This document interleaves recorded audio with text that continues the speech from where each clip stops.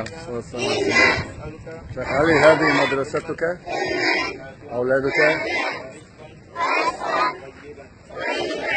هذا كل يوم على نفس الترتيب يعملون الدعاء قبل أن يأتون إلى الصف.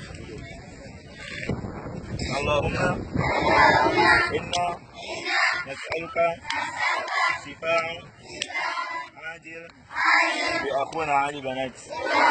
أخونا ولا أبونا؟ أبونا علي بنات. أيوة هكذا إن شاء الله بإذن الله تعالى. آمين آمين. شفاء لا يغادر سقما. هؤلاء الأولاد الآن يدخلون إلى غرفتهم.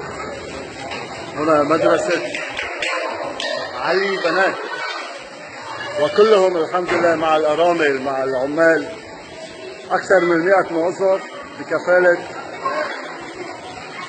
أخونا محمود إسماعيل جزاه الله خير، من هنا إلى آخر بوركينا. وكذلك لا ننسى أخونا الحاج ربيع، هو من الصداقين، نسأل الله عز وجل أن يبارك لأهله وماله إن شاء الله. تكبير تكبير. أيوة أخونا إلى صفوفهم.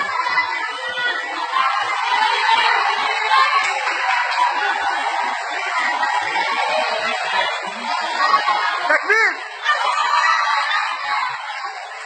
ما شاء الله ما شاء الله. بركة. شيخ علي بنات، هؤلاء أولادك يا حبيبي، كل يوم يدعون لك.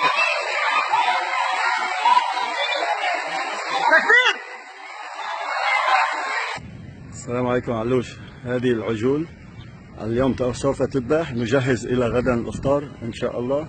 هي 7 عجول، واشترينا تقريبا 40 طن رز، 40,000 كيلو رز، وغدا نبدأ بمشروع الإفطار الصائم. هذا مركزك يا حاج علي، حاج محمود إسماعيل، جزاكم الله خير وبارك الله فيكم.